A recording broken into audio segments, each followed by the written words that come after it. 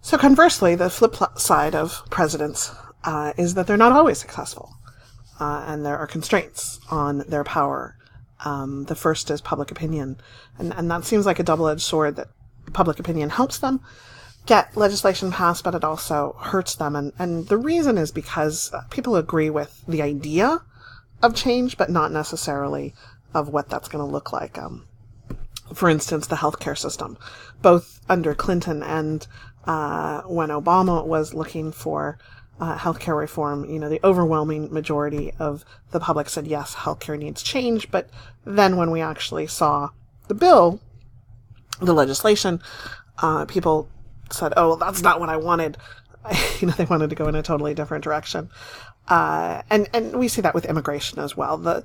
There's no one who has looked at our immigration for more than 3 seconds would argue that it should stay exactly the same. Everybody in America thinks we should reform immigration, but we have vastly different reforms in mind. And so if you say, should we reform immigration, you'd probably get 80-90% approval rating. And then when you say we should build a wall, some people agree with that and some people don't. When you say we should, allow more people in legally, some people agree with that, some people don't. You're going to have vastly different ideas. So public opinion, the more specific you get with an actual piece of legislation, the more you're going to lose people.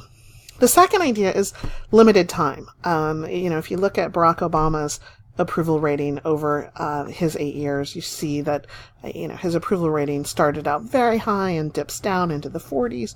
It's harder to get things done when your approval rating is lower. It's easier to get things done when your approval rating is high. Even when you have a unified Congress, Trump struggled in his first year to get legislation through because even though it was all Republican, there were people who disagreed with what he wanted to do. So limited time, even though it's 4 years, it seems like you would have a lot of time for legislation. It's tough to get serious, comprehensive reform through Congress. It can take a year, it can take 18 months, it can take years to finally get something. So crisis of the day. Crisis of the day. The presidency is a really reactive branch of government, and you want that. You don't want the president to, sit back in the Oval Office and say, well, I never mentioned school shootings or gun reform, gun violence when I was running for president, therefore I will be quiet now. When there's a school shooting, when there's a mass shooting, when there's a hurricane, we want the presidency to be proactive. We want them to be reactive and respond to what is happening. And so Trump and his administration got a lot of criticism because Hurricane Maria came to Puerto Rico, and it just seemed like the administration wasn't even aware that Puerto Rico was part of the United States. And Puerto Rico is a territory, and they are citizens, and they were devastated. And still, years after, there are serious problems in the rebuilding, and electricity is not guaranteed. Over here, we've got a picture of the Las Vegas shooting. On the bottom, the school shooting in Parkland, Florida. Presidents have to be reactive. And one of the things we're looking for, and this isn't a requirement of the job, but it's certainly something that by tradition we have looked to the presidents to be almost a griever in chief. Ronald Reagan, after the Challenger explosion, gave a just heart-wrenching, beautiful speech in tribute to the astronauts who had died. Bill Clinton was sort of known for that. Even George W. Bush, who, didn't have the same eloquence of some of those other presidents, but standing on top of the rubble of 9/11 in the World Trade Center and using a bullhorn to say, we hear you and we will stand with you. It is sort of a poignant moment in history. Trump has struggled with those moments, and sort of gotten criticism for not being a very good speech giver. Again, George W. Bush wasn't particularly eloquent either. Barack Obama was criticized on the other side of perhaps being too good of a speech giver, and a little slow to act. But that's part of what interrupts the day, is having to respond to all of these other things. And so the crisis of the day is what occurs while you're trying to get other things done, and can often really derail a presidency, and really make it more difficult to achieve your legislative goals, constraints on getting what you want, what you promised done. The third constraint is really just limited effect. The reality is that these are just men in a job. They are not superheroes. They do not, the job does not come with extraordinary powers. And so there's a limited effect of what you can really accomplish, and what you can get done. Even the most powerful president with a unified Congress would have trouble criminalizing abortion and really getting rid of it. And even if you could, let's say, pass the most stringent law, which criminalizes abortion, you wouldn't get rid of abortion itself. You'd just make it illegal. There would still be somewhere in the hundreds of thousands of abortions each year, maybe 1 million or more, as we have now. So legislation is not a magic wand, and I want you to remember that you can't solve social problems with legislation. You can change the outcome a little bit, but gun control is another measure. Most people are not on the extremes of gun control, saying we should repeal the Second Amendment and get rid of guns altogether. But let's say a president was, and somehow managed to repeal the Second Amendment, which would be incredibly difficult. There's still 310 million guns in this country. I don't know how you get rid of guns when there are more guns than people in our nation.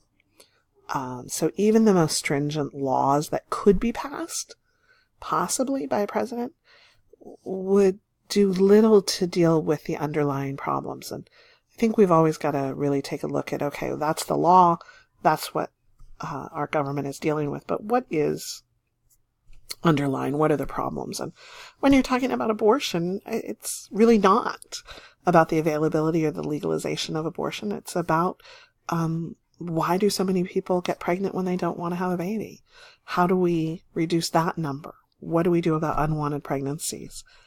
I'm always shocked. Maybe we need better biology classes, or better sex ed, because half of the pregnancies in the United States are unplanned.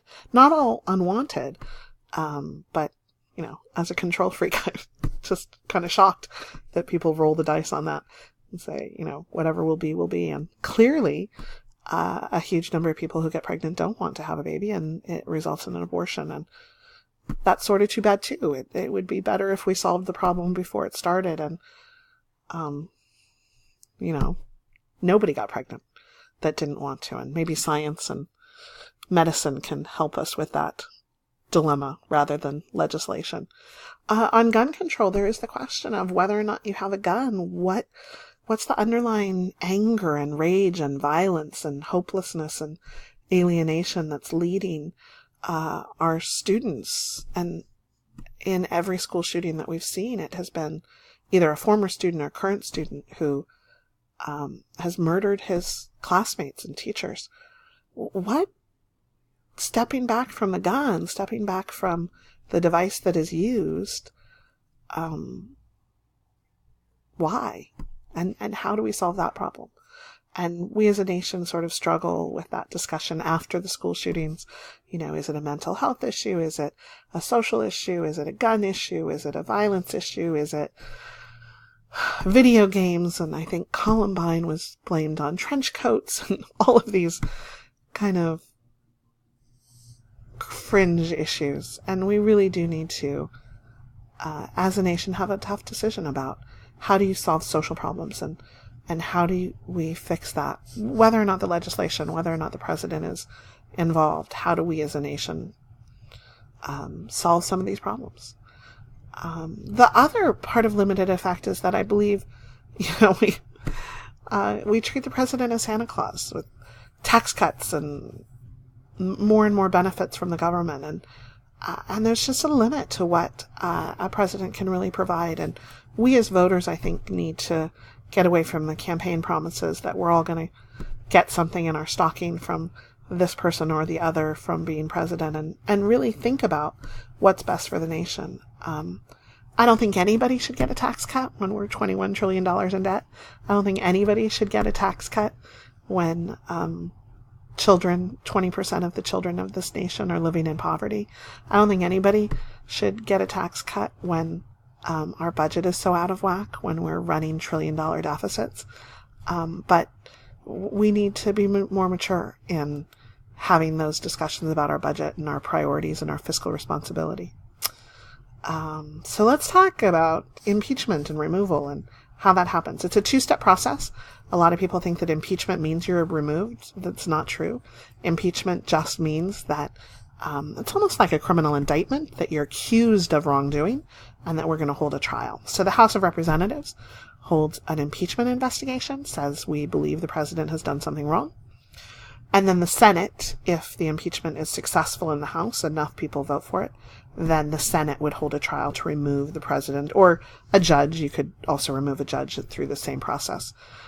We've had two presidents that have been impeached. Andrew Johnson, who was president after Abraham Lincoln, and the Congress did not like the way he was conducting the follow-up to the war, the Reconstruction. And Bill Clinton was impeached because of perjury. He lied under oath and was charged with obstruction of justice because he lied under oath. It was a sexual harassment case that was being investigated, whether or not he'd harassed an employee while he was governor of Arkansas, and the grand jury asked whether or not he was having sex, and since he wasn't currently in the jury room engaged in sexual behavior, he said no and believes that he told the truth, and they didn't agree with that interpretation of the truth, and so got him on a perjury count. So that was the impeachment. Neither were removed from office. Both stayed in office. So we've never had a president removed from office. Richard Nixon, who was involved in the Watergate scandal, and most likely would have, had there been an impeachment, been removed from office. But seeing the writing on the wall, a few Republicans went to him and advised him to quit and resign from the presidency and save the nation from that whole ordeal. And so Nixon was never impeached, and he wasn't removed from office, and he's our only president to resign from office. Finally, I've been using this term divided government or unified government, and I just want to clarify that, what that means. Divided government exists when either the House or the Senate or the presidency is held by a different party. So when the House of Representatives is held by the Democrats and the Senate is held by a Republican party, then we have a divided Congress. And if either of those is held by the other party, then we have a divided government, because the president would be one, but not both of the parties. Divided government makes it more difficult for legislation to be passed, obviously. What the Republicans want to do legislatively is not necessarily what the Democrats want to do. And so that makes it harder for legislation to be passed.